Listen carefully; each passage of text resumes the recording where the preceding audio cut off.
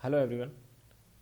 अगर आप stock market के बारे में कुछ नहीं जानते और स्टॉक मार्केट में अपना पैसा इन्वेस्ट करना चाहते हैं तो स्टॉक मार्केट को एकदम बेसिक लेवल से समझने के लिए ये वीडियो देखना बहुत ज़रूरी है।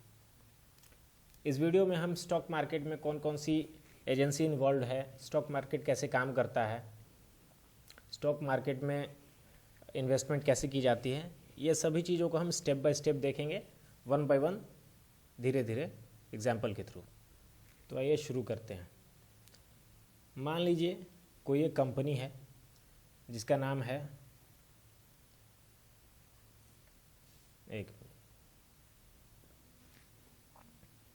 मान लीजिए कोई कंपनी है, लेट सपोज कि हीरो मोटोकॉर्प। ये कंपनी है, ये टू व्हीलर बनाती है, ठीक है।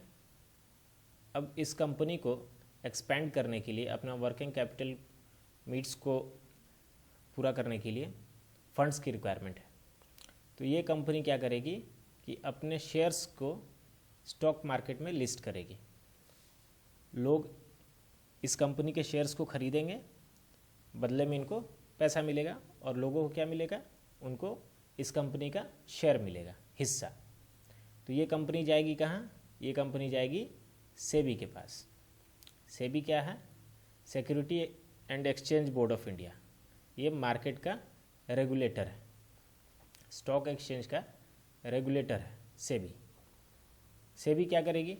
इस कंपनी को देखेगी, सारे रूल्स और रेगुलेशंस पे अगर जो बेंचमार्क है, जो थ्रेशोल्ड है, उस पे अगर ये कंपनी जो है फुलफिल करती है, कंप्लायंस करती है, तो इस कंपनी को लिस्ट करेगी। कहाँ पर? सेबी इसको लिस्ट करेगी एक्सचेंज पे।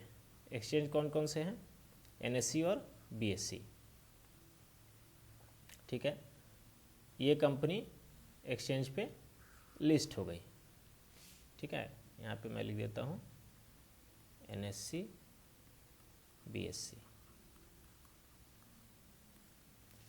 अब एक्सचेंज पे कंपनी लिस्ट तो हो गई, लेकिन अब इसको खरीदने के लिए, इसके शेयर्स को खरीदने के लिए डायरेक्ट एक्सचेंज से तो खरीदा नहीं जा सकता। इसके बाद आता है डिपॉजिटरी पार्टिसिपेंट्स। डिपॉजिटरी पार्टिसिपेंट्स ये क्या होता है? जैसे हम लोग अपना शेयर्स को खरीदने के लिए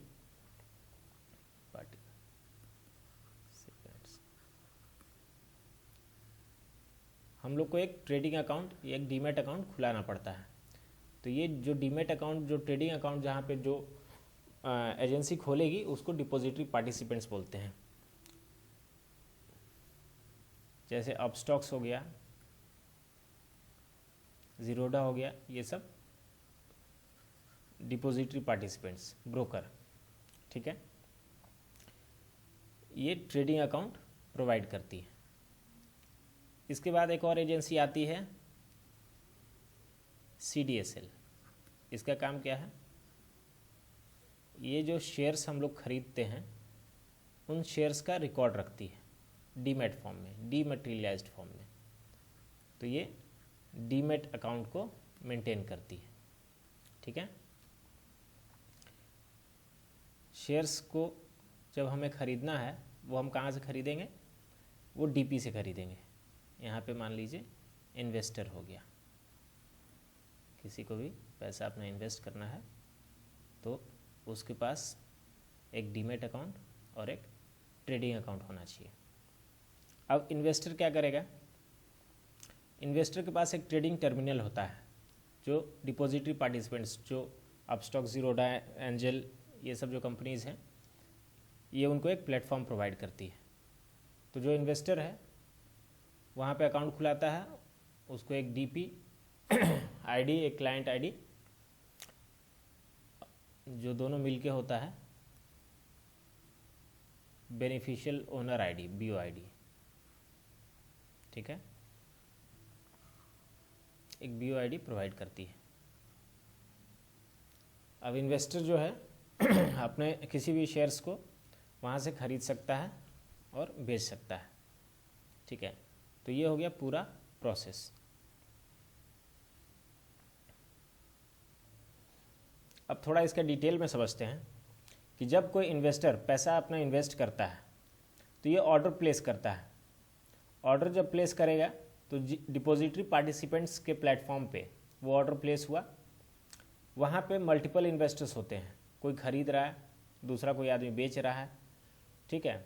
ये सारा ऑर्डर जो है एक्सचेंज में जाता है, क्योंकि एक्सचेंज के पास सारे शेयर्स का जो है लेखा जोखा होता है।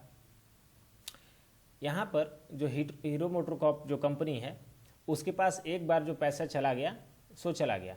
बीच में जितनी भी खरीदारी हो रही है या कोई बेच रहा है वो इन्वेस्टर ही आपस में एक दूसरे से खरीद रहे हैं, कंपनी से डायरेक्ट कोई नहीं खरीद रहा। कंपनी एक बार जो सेबी में रजिस्टर करती है उसको बोलते हैं आईपीओ, इनिशियल पब्लिक ऑफरिंग।